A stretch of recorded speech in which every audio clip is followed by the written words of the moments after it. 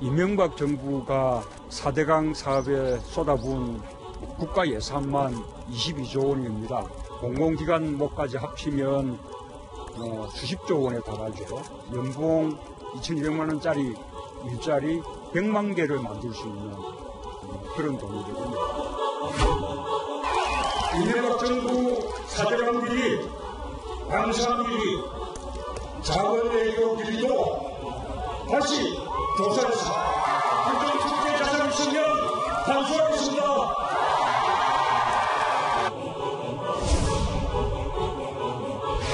녹조 발생 우려가 심한 6개 보부터 상시 개방에 바로 착수하도록 지시하셨습니다. 내년 말까지 16개 보에 대한 처리 방안을 확정키로 했습니다. 그동안 4대강 사업 정책 결정 및 집행 과정에 대한 정책 감사를 실시할 것을 지시하셨습니다. 명백한 위법 또는 불법 행위가 발견될 경우 그에 상응하는 후속 조치는 불가피하리라고 생각합니다. 네, 4대강 사업에 대한 전면 정책 감사를 다시 하도록 지시를 했고, 그리고 또 이게 4대강에 있는 보를요 상시 개방을 하라고 그랬습니다. 쉽게 말해서 물을 가둬두지 말고 계속 흐르도록 해라라는 지시인데, 이 내용을 보면 결국 이 녹조 현상 이런 것들이 물을 흐르지 못하게 가둬놔서 생긴 거다. 이래서 이렇게 생각을 하는 것 같은데요. 어떻게 보십니까?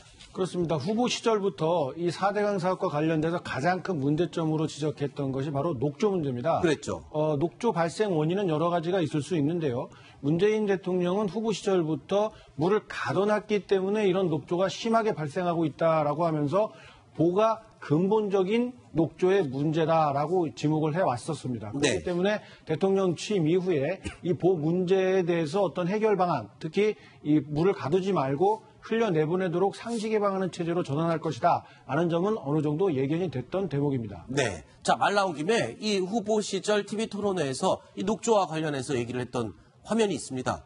다시 한번 보시겠습니다.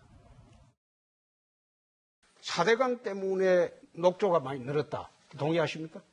예. 녹조가 뭐 때문에 생기는 겁니까? 물이 고이니까요. 그렇지 않습니다. 녹조는 질소와 인이 고온다습한 기후하고 만났을 때 녹조가 생깁니다. 맞는 말씀인데 그나마 강이 흐르면 낫죠.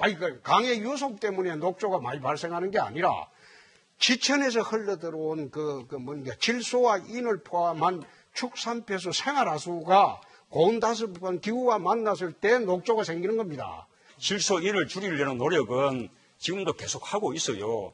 그것만 가지고 해결이 안 되니까 또 물을 또 가둬뒀기 때문에 더 악화된 거 아닙니까? 그러면 많은 국민들이 이 4대강 보에 대해서는 특단의 대책이 필요하다고 하고 있어요. 그리고 그거는 모든 전문가들의 일치된 견해이고, 그 다음에 또 박근혜 정부가 공식적으로 인정한 바고. 자, 지금 4대강에 대한 이 설치된 보들, 이런 것들을 다시 개방하고 복원을 한다. 그러면 이 4대강에 들어간 돈이 엄청났었는데 복원하는데 비용도 만만치 않을 것 같아요. 자, 복원이라는 것을 어떤 정도까지 상정을 해야 되느냐라는 문제가 있을 것이고요. 네. 지금 일단 당장은 철거를 하거나 하지는 않습니다. 네. 일단 이제 가둬놨던 물을 흘러갈 수 있도록 보해 수문을 모두 개방을 해라. 네. 이런 취지로 이야기를 한 것이고요. 현재 6개만 먼저 개방을 하고 전체 16개 보 중에서 6개만 개방을 하고 10개는 추후 어떤 수질 상태나 이런 것들을 봐서 하겠다라고 하는데요.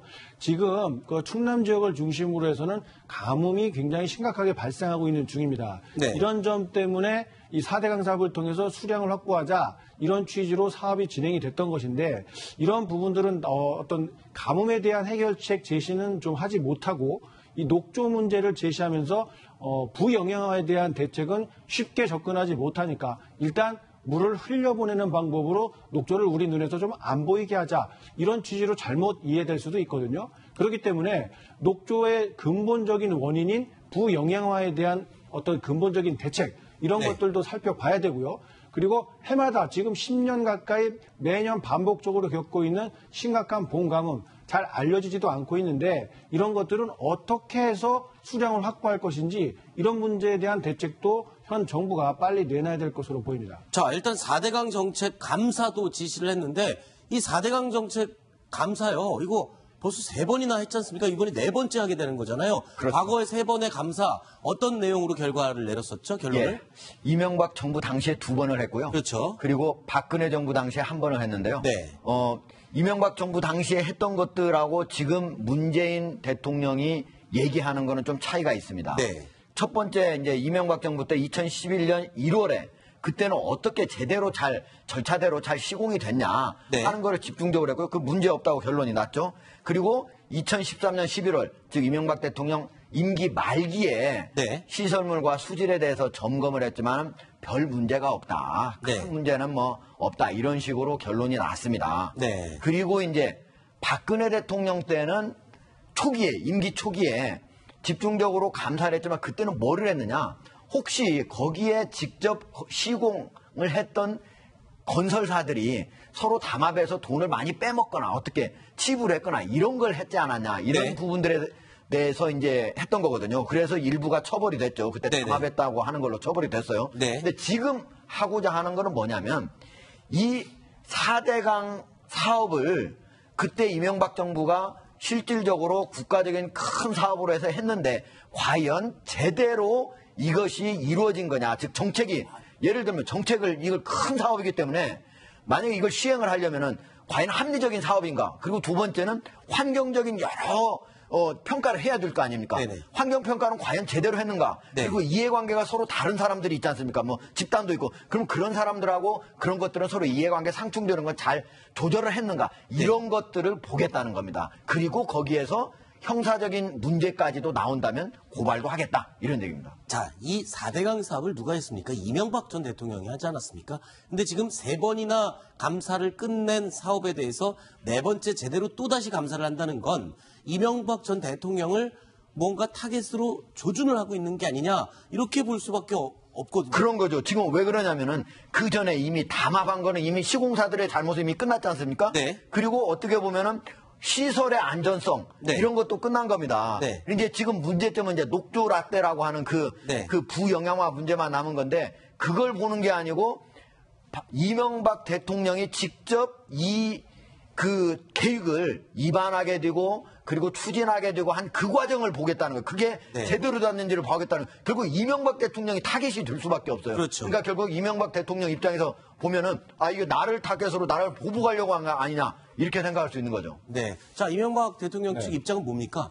뭐 이명박 전 대통령 측에서 오후에 그 공식 성명을 냈는데요. 그 네. 비서실 명의로 냈는데 이미 정부 감사와 재판 평가가 끝난 전 정부의 정책 사업을 또다시 들춰서 정치적 시비거리를 만들기보다는 네. 4대강 살리기 사업의 후속 사업을 완결하고 확보한 물을 잘 관리해 당면한 가뭄을 극복하는 데 힘써야 할 것이다 이렇게 반박을 했고요. 네. 또 오늘 그 정치권에서도 그 이명박 정부에서 특임 장관을 지냈던 바른정당 주호영 원내대표 같은 경우도 뭐 지지난 정부에 대해 정치적 보복으로 비칠 수 있는 재감사는 신중할 필요가 있다 이런 반응들이 나왔습니다. 예민한 일단 반응을 보일 수밖에 없겠죠. 지금 입장에서 이명박 전 대통령 입장에서는 과거 일을 다시 들춰서 무언가 자기에게 불이익을 줄 것 같은 그런 상황으로 인식을 할 수밖에 없을 것 같습니다. 자, 그리고 문재인 정부에서요. 이미 법 외 노조라고 판단이 내려진 교원 노조에 대해서 전교조에 대해서 합법화하는 것을 추진하고 있다.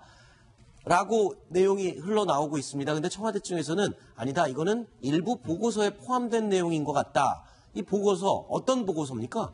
뭐 일단 방금 말한 대로 그 청와대에서는 뭐 논의한 적도 없다고 얘기를 했는데 네. 이 보고서는 그 더불어민주당의 선거대책위원회 산하의 국민의 나라 위원회와 그리고 민주당 산하의 그 민주연구원이 발간한 보고서에 들어있는 촛불개혁 10대 과제 중에 두 번째 과제에 네. 그 교원노조 그 정교조 문제가 들어가 있는 건데요. 네.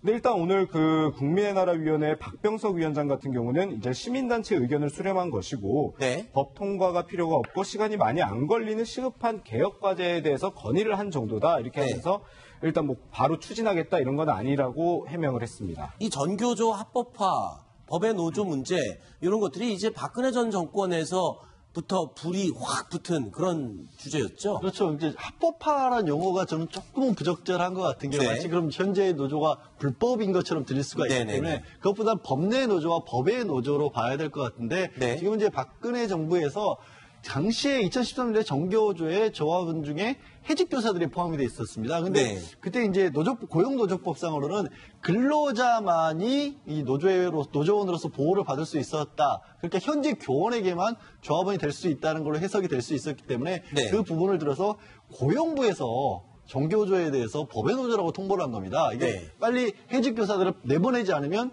조합으로 인정해주지 않겠다. 근데 그게 받아들여져 버린 거죠. 그게 그렇죠. 이제 재판에서조차도 현재 대법원에서는 계류 중이긴 한데 1, 2심에서는 보호노조로 한 조치가 정당하다는 식으로 나왔기 때문에 현재 그리고 헌법재판소에서도 고용노조법 자체 그 조항은 위법이라고 위헌이라고 볼 수 없다라는 식으로 결정이 나오는 바람에 이게 문제가 된 거죠. 네.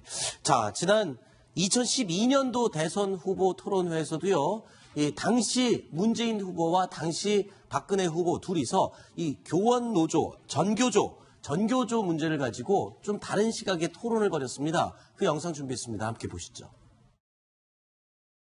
문 후보님은 그 전교조하고 깊은 유대 관계를 갖고 오셨죠. 그동안에. 그러니까 전교조하고의 긴밀한 유대 관계도 앞으로 계속 이어가실 것인지요. 지금 전교조하고 관계가 무슨 특별한 문제가 됩니까? 오히려 지금 박근혜 후보님의 질문 취지를 보면 뭔가 전교조는 함께해서는 안 될 세력, 뭔가 부순한 세력이라는 뜻이 내포되어 있는 것 같은데 그야말로 교육을 이념적으로 편가르게 하시는 거 아닙니까? 전교조가 그동안에 이제 이념 교육이라든가 뭐 여러 가지 학교 현장을 혼란에 빠뜨려온 그런 전교조로 국민들이 다 알고 있습니다. 그럼 합니다. 전교조가 네. 하고 했던 참교육과 촌지 건절 같은 부정, 비리 건절 이런 것도 부정하시는 겁니까? 참여정부 때도 나이스 문제 때문에 정부가 전교조하고 갈등을 빚고 전교조 요구를 그대로 수용하지 않고 옳지 않은 주장은 받을 수가 없는 것이죠. 자, 뉴스탑10 여러분께서는 생방송으로 함께하고 계십니다. 뉴스탑10 팀이 고른 7위 소식 계속 이어가 보겠습니다. 어떤 내용인지 확인해 보시죠.